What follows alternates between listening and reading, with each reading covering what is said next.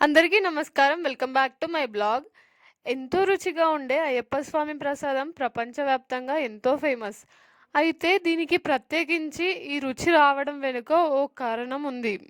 తెలుగు రాష్ట్రాల్లోనే కాదు, ప్రపంచవ్యాప్తంగా ప్రసిద్ధి చెందిన ప్రసాదాల్లో ఒకటి తిరుపతి లడ్డు అయితే మరొకటి శబరిమల పాయసం ప్రసాదం.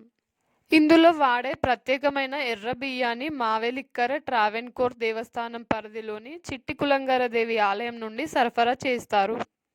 చూడడానికి ముదురు నలుపు రంగులో కనిపించే ఈ పదార్థానికి అసలైన రుచి ఇందులో వాడే బియ్యం వల్లే వస్తుందని చెప్తారు. రుచిలోనే కాదు, దీనిని ప్రసాదంగా తీసుకోవడం వెనుక ఆరోగ్య ప్రయోజనాలు కూడా ఎన్నో ఉన్నాయి.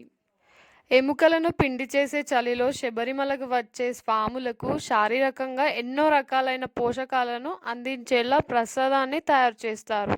చలికాలంలో దీనిని తీసుకుంటే శరీరంలోని ఉష్ణోగ్రతను సమతుల్యం చేస్తుంది.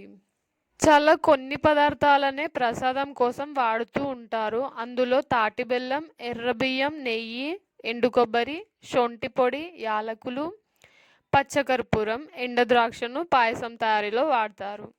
ప్రతి సంవత్సరం దాదాపు 10 లక్షల మంది స్వాములు అయ్యప్ప దర్శనం చేసుకుంటారు.